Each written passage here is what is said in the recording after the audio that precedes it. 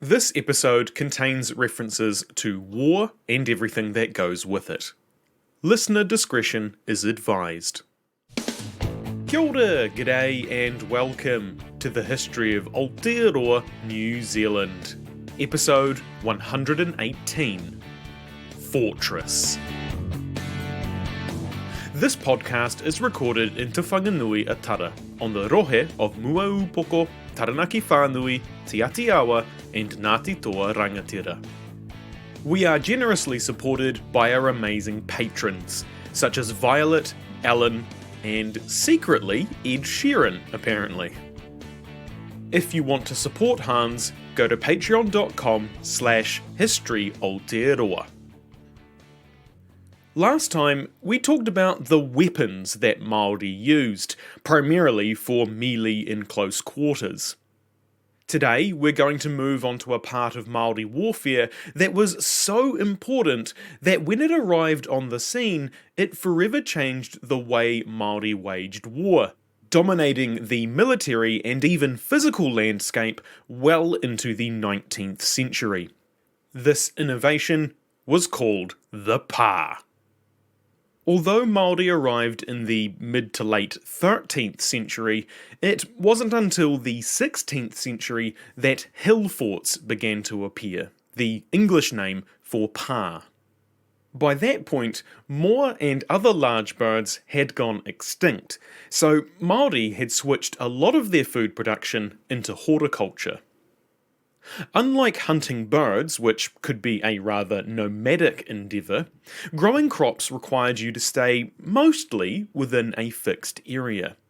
Hence why we find pā close to sites where food was grown, and also why we see almost all pā in the country north of modern Hastings.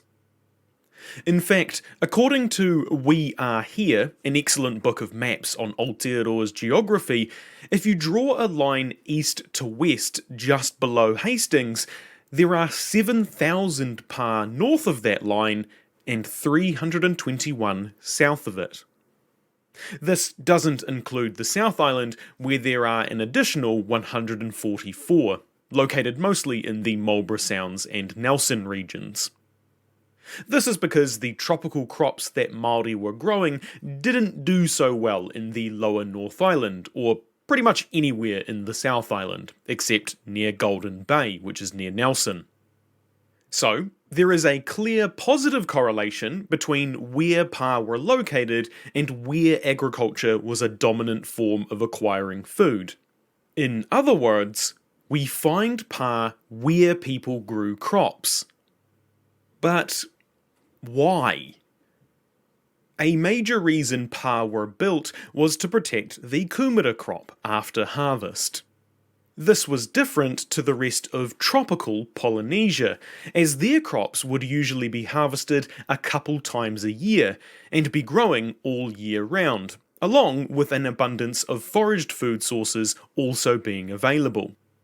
In the more temperate Aotearoa, however, kumara could only be harvested once per year, and there were less food sources during the colder months, meaning you needed to be more careful with your food and ensure proper storage over the winter to keep you and your whānau fed. We talked about this in episodes 67 to 70 if you want more details. Elsewhere in Polynesia, a raid that takes most of your food was bad, but not necessarily completely devastating. You could still go out and forage, hunt, or fish pretty easily. Whereas in Aotearoa, a raid that stole your kumara crop could mean starvation during the winter. So it was vital to not just store them correctly to protect against rot, but you also needed to protect them from others, hence putting them in a pā. Although that was the main reason, other reasons for building pā could be to help control and protect vital trade routes, to show off a hapu's power, or perhaps they were even built as a sort of dedication to Rongo, god of agriculture. that protecting his children was seen as a religious duty, and the pā structures were almost like symbols of Rongo's power or dedicated to him. Again, keeping the kumara crop protected was extremely important. It was life or death. So it isn't a huge leap to think that people may have given this some spiritual significance to really drive home the point.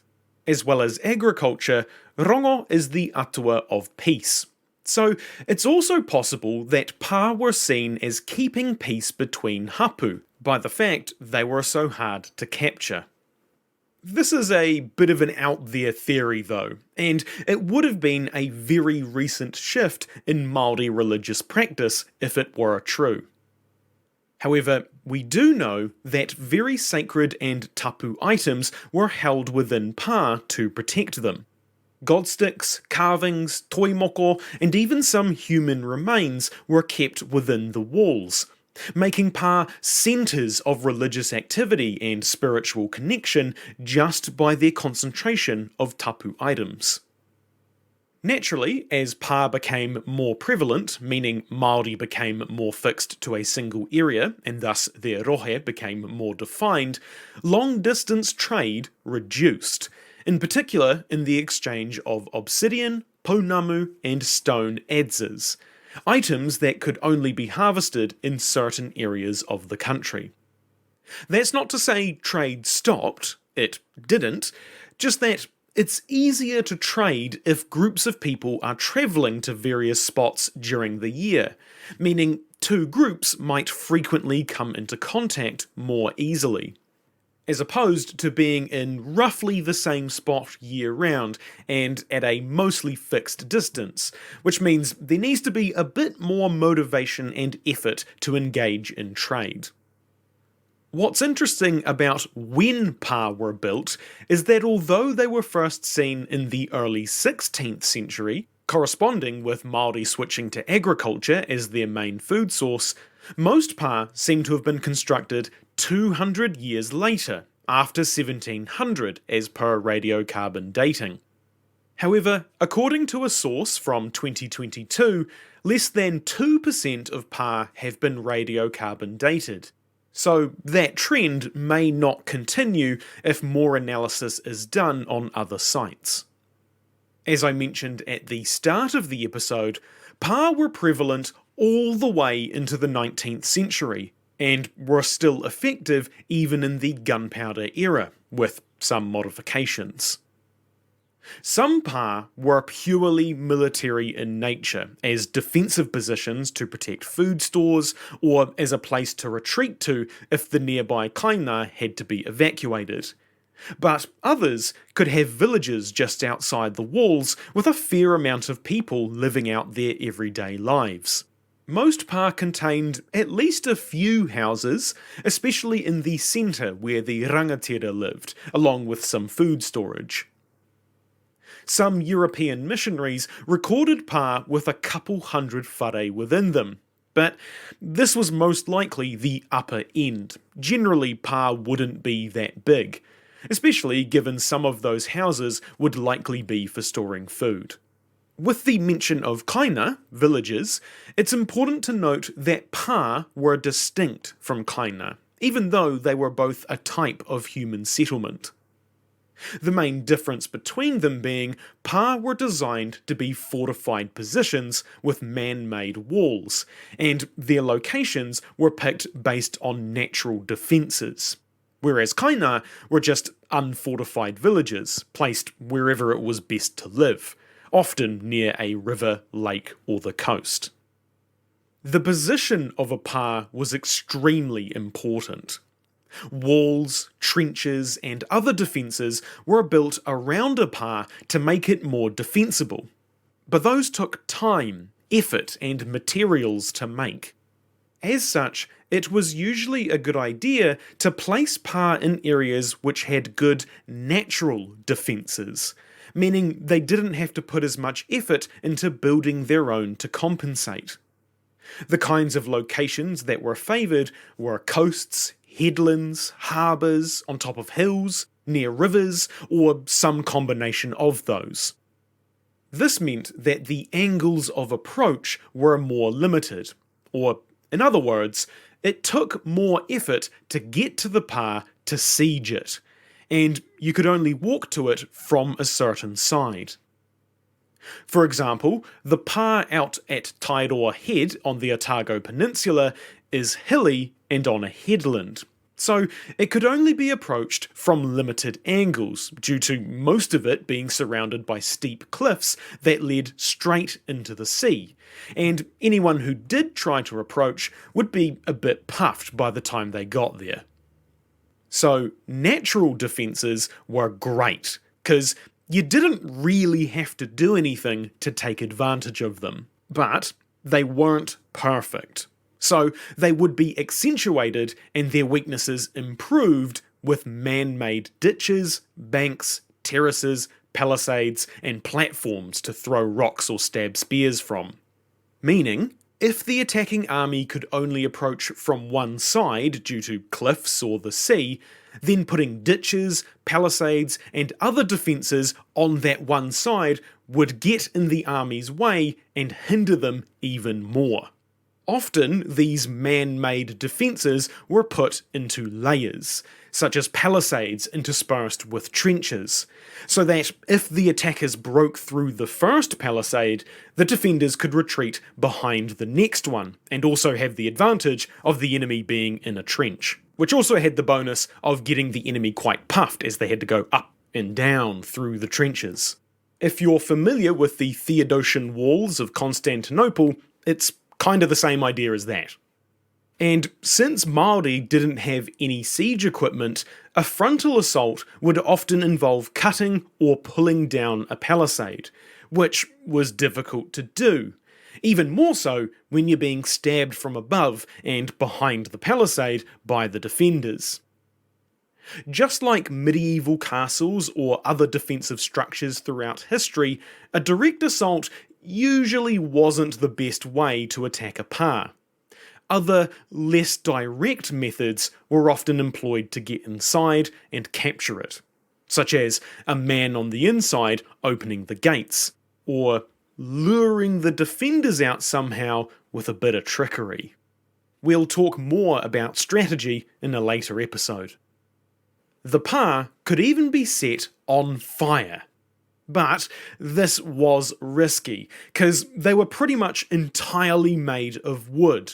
So if the whole place went up, then the attackers wouldn't be able to use the pā, if that was their intention. And if the wind changed, then the bush around the pā could go up as well, and that would be bad for everyone.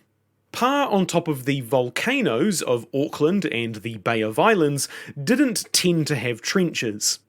Instead, Māori built large terraces going up the hill with palisades on each to hinder enemy armies.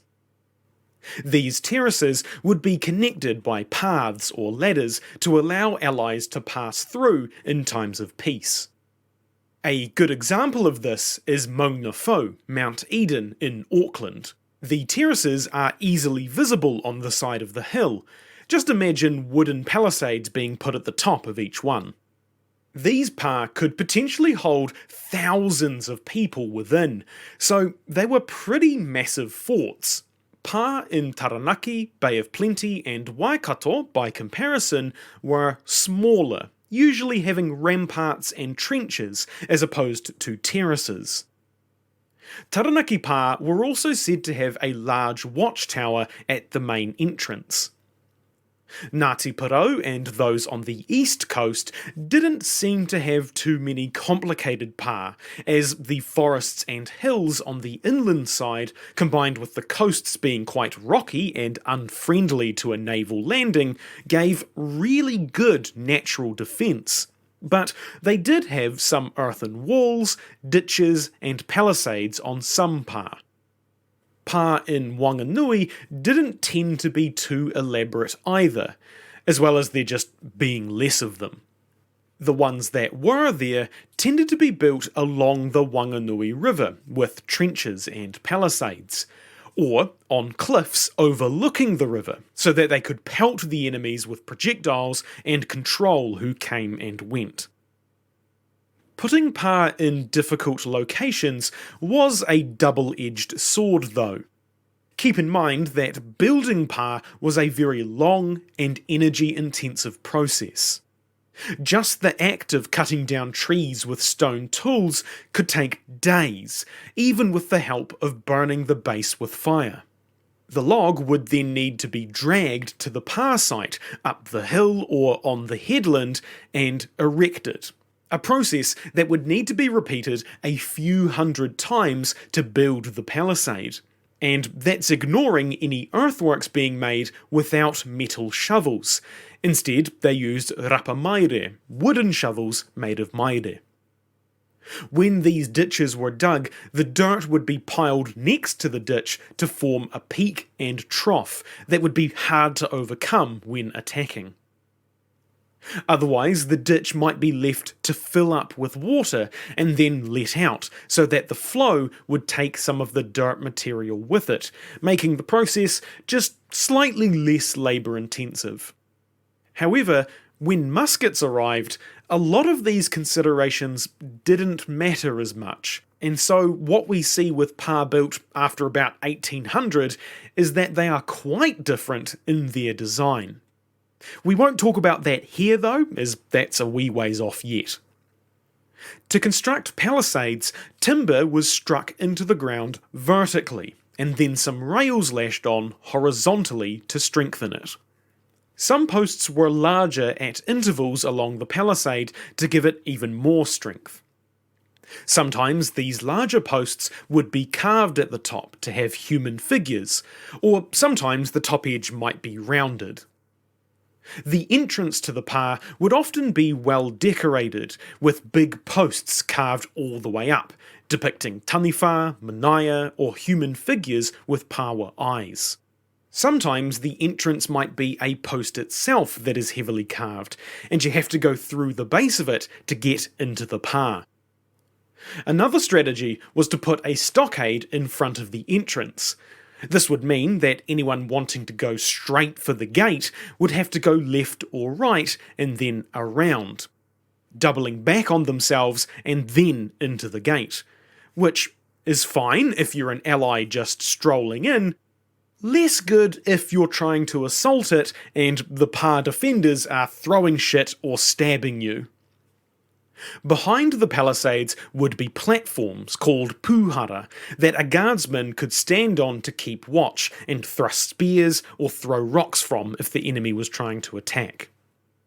The types of wood used to make these defences were hard woods like tōtara, puriri or kōwhai.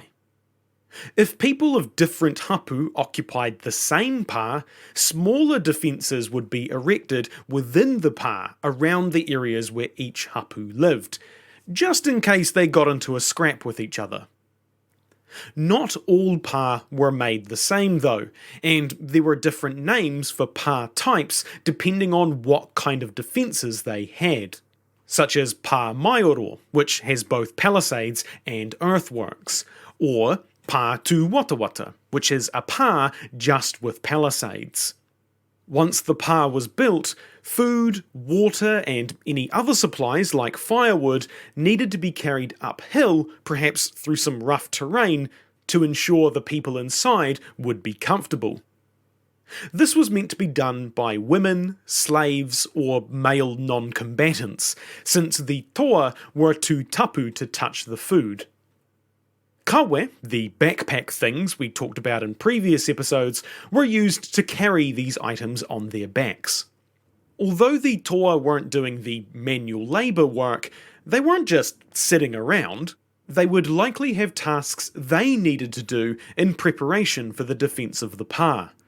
Jobs like mending palisades, digging ditches, cleaning or otherwise preparing weapons, and generally ensuring that the defences of the pa were well maintained and ready to go.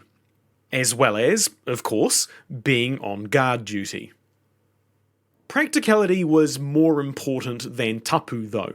So there are some stories of toa carrying food or water to a pa when they shouldn't have, because there was no one else to do it, or just because they were in a bit of a panic and were rushing to get things done.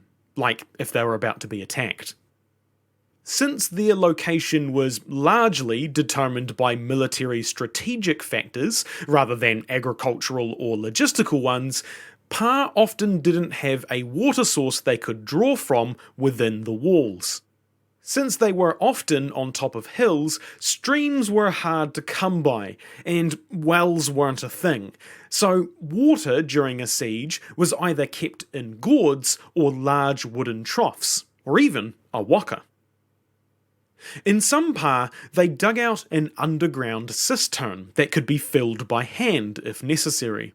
These were pretty rare though, in part likely due to the lack of concrete or stone used in their construction, meaning that the soil needed to have low drainage, which probably wasn't the case everywhere. These methods of storing water were vital, since the nearest stream could be anywhere between 10 to 30 minutes walk away or more. However, Aotearoa is a rather wet country, so rainfall may have helped with this as well. It is possible that when a pa was under siege, that the attackers would allow a few of the defenders to leave the pa to gather water, or could be provided water by members of the attacking taua who were related to those inside, and thus were trusted by both sides to enter and exit the pa at will. While it is possible that this courtesy was extended to everyone within the pa, it was probably more likely that only those who were related to the attackers were provided with food and water, as the attackers had a vested interest in seeing those people live. They probably didn't care too much about everyone else. In one case, a rangatira's son was allowed to leave the pa to get water for his father, since they were closely related to the attackers. However, when the son returned from the stream, the attackers noted he was carrying quite a few gourds, a lot more than would be needed for 1 or 2 people. So, they stopped him and pierced all the gourds except for one, and then sent him on his way. As mentioned earlier, Pa didn't just stand alone protecting and controlling the area around them. They sometimes had people living just outside the wall, tending to the gardens and other tasks, since the pa itself usually wasn't big enough to house everyone. At least, not comfortably. They could house everyone if the pa came under threat. Again, a lot of the area inside the layers of a pa was often for food storage, and the central area was for the rangatira and their family. Additionally, those who lived in or around the pa would often temporarily move to other villages to fish or hunt for a few weeks or months before returning. These sites could be lightly defended with stockades and such, so there were some intermediate forms of fortified village. Of course, there were also the regular kaina scattered around the local region that would benefit from the presence of a friendly pa, and allow the residents to retreat there if needed. This gave rise to the other name pa were sometimes called, kohanga, which means nest, as in a nest to protect people. Along with the supporting villages, pa were often built to be part of a defensive network on multiple hills. In fact, Joseph Banks said that he saw an instance of every hill in sight having a pa on top of it. At Kaipara Head in Northland, there were a series of 20 pa built at the same time in the 18th century, which either indicates that there was some sort of large migration to the area, possibly by multiple groups, or some sort of coordinated effort to build defensive structures in response to an external threat. This simultaneous building of pa in an area is seen all across the country. So there seems to have been a fair amount of coordination in their construction, regardless of the catalyst that prompted them to be built. When a pa learned that a taua was on its way and the alarm sounded, Everyone who lived outside the walls would grab up whatever they could and head inside. Often this meant running into the fields and digging up as much food as they could carry. They would also fill up gourds in a stream or lake if there was one nearby, and take those with them too. This would ensure that the pa would have enough food for the near future, but also deny the enemy some free kai. Next time, it's going to be a bigger episode than normal, because I didn't want to split it up, but also thought it was pretty interesting. We're going to run through the construction, designs, and uses of the Māori ships of old. The Wakatoa, war canoes. If you want to send me feedback, ask a question, suggest a topic, or just have a chinwag, you can find my email and social media on historyaotearoa.com. Aotearoa spelt Aotearoa. You can also find helpful resources there, like transcripts, sources, and translations for some of the te reo Māori we have used. You can help support Hans through Patreon, buying merch, or giving us a review. It means a lot and helps spread the story of Aotearoa New Zealand. As always, haere tū atu, hoki tū mai. See you next time.